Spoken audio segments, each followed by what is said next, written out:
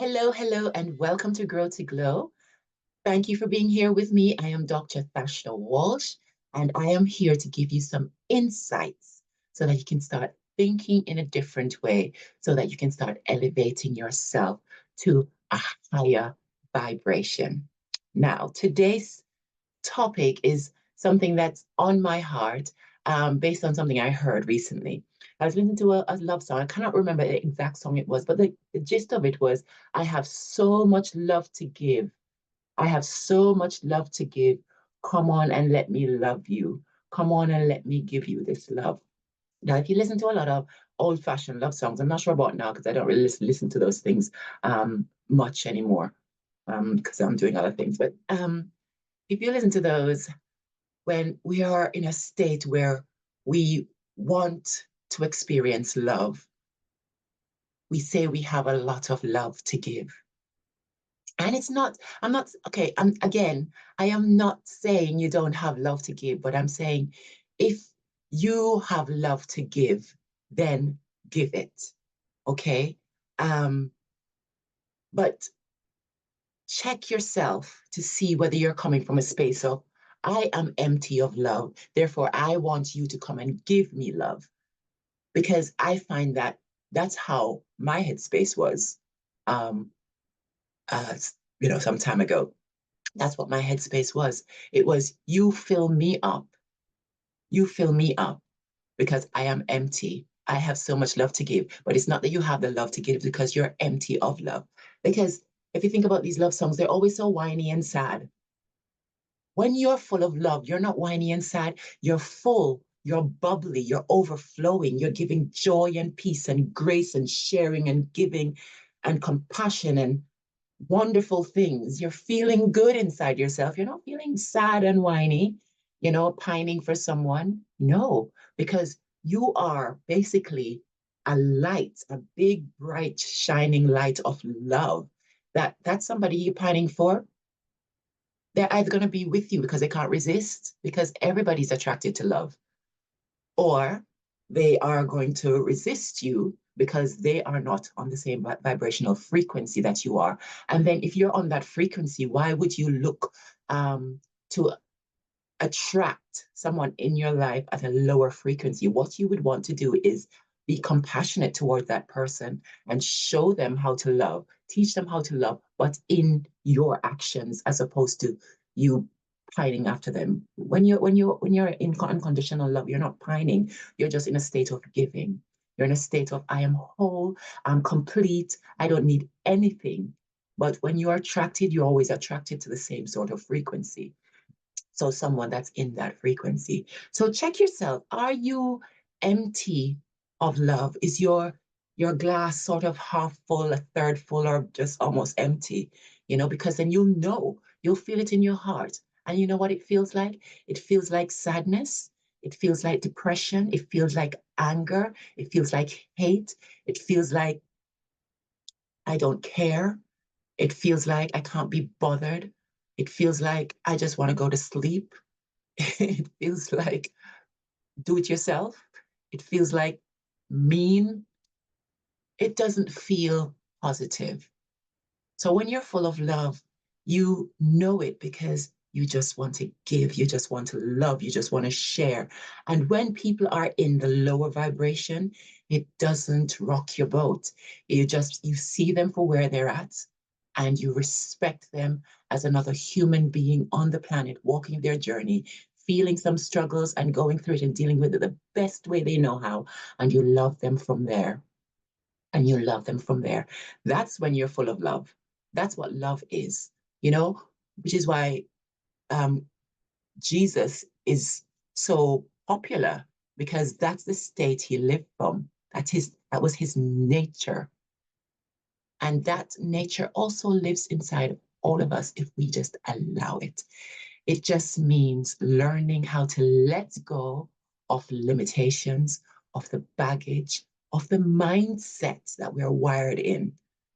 So I talk about this all the time because mindset is my thing, because I know that when we change our mindset or way of thinking and believing and behaving, because the behavior that's really going to tell you. what you're really thinking. So you can say, yeah, I believe, yeah, I'm a good person, yeah, I'm full of love, yeah, I'm this. But when you really check it out, what your actions tells people exactly who you are. That's like someone said to me the other day, I'm always grateful. I'm always so grateful. And I said to her, I said, no disrespect, but if you're always feeling so grateful, why are you feeling so negative about this particular situation that we're talking about? Because you're always feeling so grateful.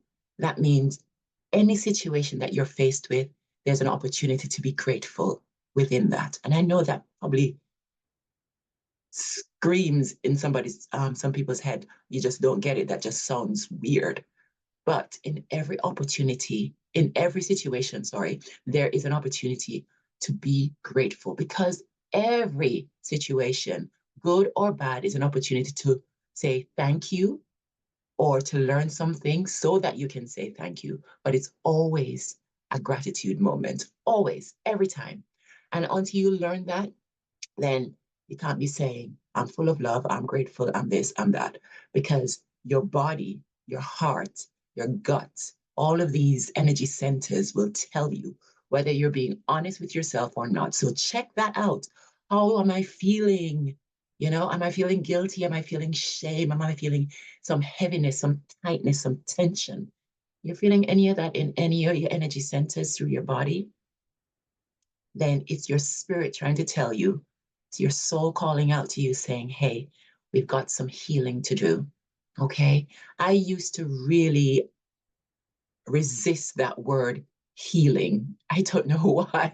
I just did. I suppose because in my mind, I was resisting being ill, but I was thinking about it on a physical ill level, not a mental level. But mentally, the whole world needs healing. Every one of us need healing, even myself. Not perfect. I've come a long way, and I can catch myself in my disrepair and turn things around. But I still sometimes waller a little, but then I turn it around. I don't stay there for days on end. I give myself maximum an hour. Unless it's something really, really, really tough, then I might have to give myself a little bit more time. However, we need to start learning that sort of consciousness of turning things around, learning the lesson as quickly as we can, and pouring love all over it so that we can glean and we can move on onto an elevated state of being. Okay, so I kind of lost my trail of thought, but the bottom line is we are all on a journey of self-discovery. And in that self-discovery, we're meant to have fun. It's meant to be easy. It's meant to be fun. It's meant to be free flowing. But if you don't know how to do that, then you're going to struggle, which is why we need the healing process. Oh, yes, I was talking about the healing. So yes, healing, we all need healing, mental, physical, spiritual healing. And when I say spiritual healing, because some of us have been whipped spiritually, depending on the dogma we've been brought up in, and how we should think about it. You have your own wiring, your own connection to the source. The source will speak directly to you if you're open to that. You don't have to go to a priest or your politician or your parent or whoever to tell you how you should be thinking, because you are fitted with your own purpose on the earth, and only you know how to bring that forward. Yes, you can get advice from people, but at the end of the day, you have to run it through your own processing system, through your own intuition, to see if it's lining up with what you're here for, and make your own decision. Because the moment you start living somebody else's lie, not lie, life, somebody else's dream, somebody else's opinion, somebody else's take on things, the moment you start living for someone else or as someone else, you are completely robbing yourself of your life completely. Okay. So I know I've kind of gone on a tangent here, but it's all linked. It's all linked, and it's all very important. So it's all about loving and healing. It's all about healing. So when you say, I'm full of love, so why doesn't anybody love me? That is a question that you need to answer for yourself. Why doesn't anybody love you? That is a state of mind. That is something you have told yourself because I'm pretty sure there are people out there that love you. If you allow yourself to open up to love, love cannot resist finding you. But if you're not open, if you're shut down and saying, why don't anybody love me when I'm so full of love? First of all, you're not full of love. Well, you're not thinking that you're full of love. You are full of love, but you're not thinking that you're full of love. You've got all these other baggages on top of you that's displacing the love. So you're not feeling loved, but you know what love is and you want it. It's inside there, but it's buried. You can't access it until you get rid of the stuff that are not serving you. This is where the healing comes from. The unlimited, the limitations, the subconscious programs that are just messing up your life, and you're living them over and over because your subconscious program are your life. So look around, look at the feelings that you're getting. That will tell you exactly how you're living. And if you're saying things like, nobody loves me, or I'm not good enough, or I can't do that, or I can't, then you're not living in your truth. You're not living in your truth because your truth is unconditional love, freedom, and fun and joy, and free to express who you truly are inside. So life is a journey of self-discovery, and I would love to help you on this journey. It's what I do. It's what I love to do. I've been through the grind myself. I've done a lot of the work, and now obviously I am still on the journey because there is always more. It never stops. But it's my favorite thing to do is helping people to align with their true self, with their ease, with their grace, with the life that they're designed to live. Not the stress, not the hassle and the hustle. None of that. Okay? This is about living in your truth. So, you want some help?